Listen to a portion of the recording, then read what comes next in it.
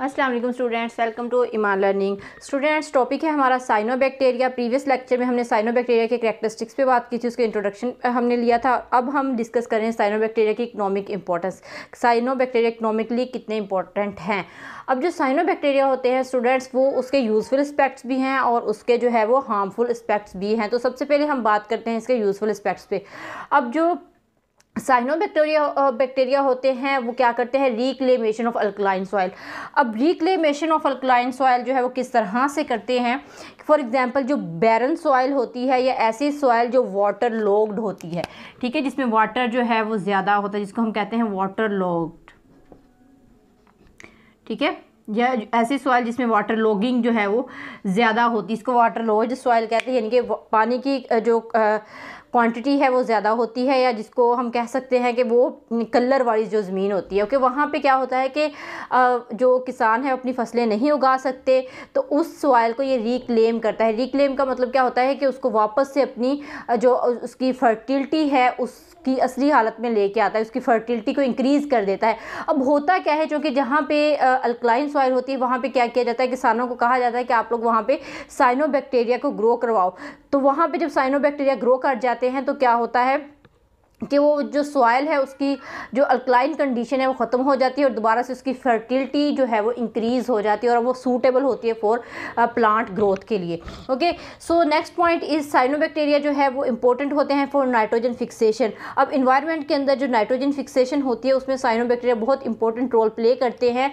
और जो साइनोबैक्टीरिया है, अगर हम नाइट्रोजन फिक्सेशन की बात करें तो पोन्ड्स के अंदर, अब पोन्ड्स जो है वहाँ पर पानी आपको पता है खड़ा रहता है, और मैंने आपको बताया था प्रीवियस लेक्चर के अंदर कि ये पानी के ऊपर एक पूरा लेयर बना लेते हैं, कारपेट टाइप बना लेते हैं, ग्रीन कलर की पूरी लेयर बन जाती है तालाब के ऊपर।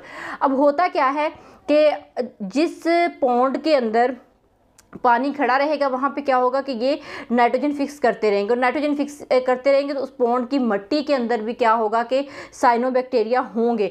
और अक्सर जो है फर्टिलाइज़र के अंदर पॉन्ड की जो मिट्टी होती है उस पॉन्ड की सॉइल को एज आ फर्टिलाइज़र के तौर पे इस्तेमाल किया जाता है, ताकि जो पॉन्ड की जो सॉइल है उसको, जिसको हम खाद नहीं बोलते, इस तरह से यूज़ किया जाता है। ओके, सो उस पॉन्ड की मिट्टी को क्या किया जाता है कि किसान अपनी फसलों में उसको डाल देते हैं, जिससे जो ज़मीन है उसकी नाइट्रोजन फिक्सेशन की जो कैपेसिटी है वो इंक्रीज़ हो जाती है और आपकी जो फसल है वो बहुत अच्छी वहाँ पे होती है, क्योंकि प्लांट्स को ग्रोथ के लिए नाइट्रोजन बहुत ज़्यादा मिकदार में चाहिए होता है। ओके, तो जिसकी वजह से जो है आपकी जो फसल है वो अच्छी हो जाएगी। सो नेक्स्ट बात जो है इसकी इम्पोर्टेंट वो है रिलीज़ ऑक्सीजन।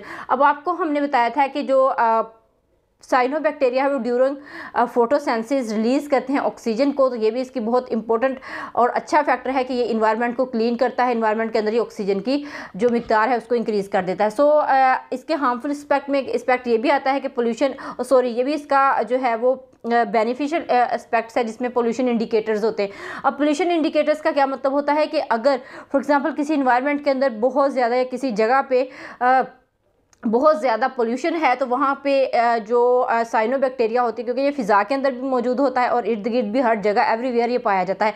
अगर फॉर एग्ज़ाम्पल ये किसी वाटर के अंदर है तो वहाँ पे अगर पोल्यूशन ज़्यादा हो गई है, पानी में पोल्यूशन ज़्यादा हो गई, जिसको हम वाटर पोल्यूशन भी बोलते हैं, या कंटेमिनेट हो चुका है वाटर अदर टॉक्सिन्स की वजह से, तो क्या होता है वहाँ पर साइनोबैक्टीरिया अगर मौजूद होंगे, फॉर एग्ज़ाम्पल ओसिलेटोरिया, अगर ओसिलेटोरिया की स्पीशी वहाँ पर होगी तो क्या होगा कि उसकी डेथ होना शुरू हो जाएगी ड्यू टू पोल्यूशन।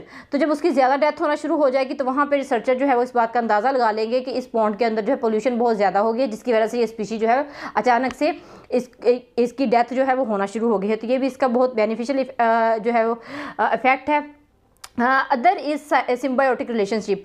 जो साइनोबैक्टीरिया ये सिम्बायोटिक रिलेशनशिप भी बनाता है। सिम्बायोटिक रिलेशनशिप में क्या होता है कि दो स्पीशीज़ आपस में मिलकर रहती है, जिससे दोनों को ही फ़ायदा होता है, ठीक है, तो इसको हम सिम्बायोटिक एसोसिएशन बोलते हैं। तो यहाँ पे साइनोबैक्टीरिया जो है सिम्बायोटिक एसोसिएशन बनाता है विद प्लांट्स, जैसे अभी हमने पढ़ा ना नाइट्रोजन फिक्सेशन, तो प्लांट के साथ वो मिलकर रहेगा, जिसकी वजह से प्लांट की नाइट्रोजन फिक्सेशन में हेल्प करेगा। ओके, जैसे हमने पीछे भी इसके करैक्टरिस्टिक्स में, ओवरऑल बैक्टीरिया के करैक्टरिस्टिक्स में हमने ये बात डिस्कस की थी कि जो बैक्टीरिया है वो रूट नोड्यूल्स बनाते हैं, ठीक है।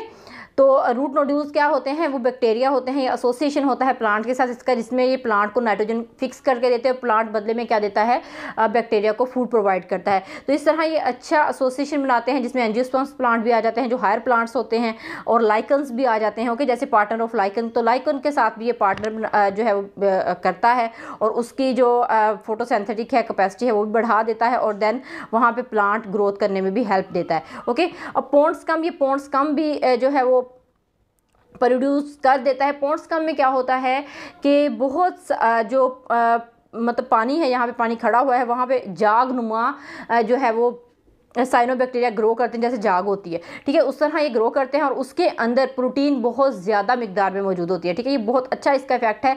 तो इससे हम कह सकते हैं ये एक्सपेंसिव पोन्ड्सकम बनाते हैं, जिसमें 60% तक जो है वो प्रोटीन प्रेजेंट होती है। तो इसको जो है वो इन लेबॉर्ट्रीज़ के अंदर भी यूज़ किया जा सकता है, और इसको जो फूड बनाने वाली फैक्ट्रीज़ होती हैं वो भी इसको यूज़ करते हैं एज अ प्रोटीन, ठीक है। तो जिस डाइट के अंदर प्रोटीन ज़्यादा होता है तो उस डाइट के अंदर पोन्ड्सकम को यूज़ किया जा सकता है, क्योंकि इसके अंदर जो है वो 60% प्रोटीन प्रेजेंट होती है। तो ये पोन्ड्सकम इसका बहुत अच्छा एक इफेक्ट है, ठीक है। अब नेक्स्ट हम आ जाते हैं इसके जो हार्मफुल एस्पेक्ट है उस पर। अब हार्मफुल एस्पेक्ट का मतलब क्या होता है कि जो बैक्टीरिया है वो कोई ख़ास किस्म की टॉक्सिक रिलीज़ करता है। अब फॉर एग्जांपल वाटर ब्लूम। अब वाटर ब्लूम क्या होता है, जैसे मैंने प्रीवियस लेक्चर में आपको बताया था कि इस तरह से वाटर है तो वाटर के ऊपर पूरी एक लेयर बना देता है जो साइनोबैक्टीरिया है, ठीक है। प्रीवियसली साइंटिस्ट समझते थे कि ये क्या है, ये जो है वो ब्लू ग्रीन एल्जी है, बट बाद में रिसर्चर्स को पता चला कि ब्लू ग्रीन एल्जी नहीं है, बल्कि ये क्या है, साइनोबैक्टीरिया है, ओके। तो ये क्या करते हैं, जब इस बहुत ज़्यादा मिकदार में ग्रो कर जाते हैं तो यहाँ पे एक वाटर ब्लूम बन जाता है, जिसकी वजह से क्या होता है कि जो ऑक्सीजन की क्वांटिटी है, ठीक है, ऑक्सीजन इनटू द वाटर नहीं जा सकेगी, यहाँ पे ही ट्रैप कर जाएगी। जब ऑक्सीजन यहाँ पे ट्रैप कर जाएगी तो क्या होगा, जो वाटर के अंदर जितनी भी अदर स्पीशीज़ हैं उनको ऑक्सीजन नहीं मिलेगी, या उनको प्रॉपर वहाँ पे सूरज की रोशनी भी नहीं मिलेगी। तो जिससे क्या होगा कि यहाँ पे एक ख़ास किस्म की स्मेल पैदा हो जाएगी, और वो टॉक्सिक स्मेल होगी, और यहाँ से जो वाटर ब्लूम या जो साइनोबैक्टीरिया की डेथ हो चुकी होगी वो भी यहाँ पे जमा होना शुरू हो जाएगी, तो उनकी डिकम्पोजिशन शुरू हो जाएगी। जब डिकम्पोजिशन शुरू होगी तो क्या होगा कि नीचे वाली जो स्पीशी है उसके लिए ये डेंजर है, क्योंकि टॉक्सिन प्रोड्यूस कर देगा। तो जो इसके अंदर स्पीशीज़ है, फॉर एग्जांपल फिशीज़ हैं या अदर वाटर स्पीशीज़ हैं, तो वो क्या हो जाएगी, उसकी डेथ हो जाएगी। तो ये इसका एक जो है वो डेंजर इफेक्ट है, जिसपे क्या होगा, ये दूसरी स्पीशीज़ को नुकसान पहुँचाता है। So other is produce toxin. अब ये वाटर के अंदर अगर होगा बहुत ज़्यादा टॉक्सन प्रोड्यूस कर सकता है, तो वो टॉक्सिन जो है जिसको हम इस सेंटेंस को हम यहाँ ऐसे भी लिख सकते हैं कि कंटेमिनेशन ऑफ वाटर, ठीक है। तो यहाँ पे हम वाटर पोल्यूशन भी इस पॉइंट को हम लिख सकते हैं, ठीक है। तो पानी के अंदर पोल्यूशन काज करता है, जैसे मैंने अभी बताया, तो ये दोनों पॉइंट आपस में मिक्स होते हैं। तो यहाँ पे वाटर पोल्यूशन जब होगी तो क्या होगा, वाटर के अंदर जितनी भी स्पीशीज़ हैं वो क्या हो जाएंगी, उसकी डेथ हो जाएगी। तो ये कंटेमिनेट कर देता है वाटर को टॉक्सिन प्रोड्यूस करते हुए। सो यहाँ पे मैंने इसका स्ट्रक्चर जो है वो ड्रा किया हुआ है। यहाँ पे आपको ये इसका एक लार्ज स्पोर नज़र आ रहा है जो रेस्टिंग स्पोर है, ओके। ये इसकी सेल बॉडी है जो पूरी ग्रो करती जाएगी और सेल बॉडी बना लेगी। और यहाँ पे हेट्रोसिस्ट है। हेट्रोसिस्ट जो होते हैं वो नाइट्रोजन फिक्स करते हैं प्लांट के लिए, ठीक है। यानी कि इसका वो वाला स्ट्रक्चर जो कि हेट्रोसिस्ट होता है वो नाइट्रोजन को फिक्स करता है, इन्वायरमेंटल नाइट्रोजन फिक्सेशन, ओके। सो ये था हमारा आज का टॉपिक, बहुत ही आसान सिंपल सा था, बट ये भी इंपॉर्टेंट आपका है। इकोनॉमिक इंपॉर्टेंस अक्सर क्वेश्चन जो है वो पेपर में आपको आ जाता है 4 नंबर का, ओके। तो इस बात को भी आप लोग जो है वो नोट कर लीजिए। सो इंशाल्लाह नेक्स्ट मिलेंगे हम नेक्स्ट लेक्चर के साथ, तब तक के लिए अल्लाह हाफिज़।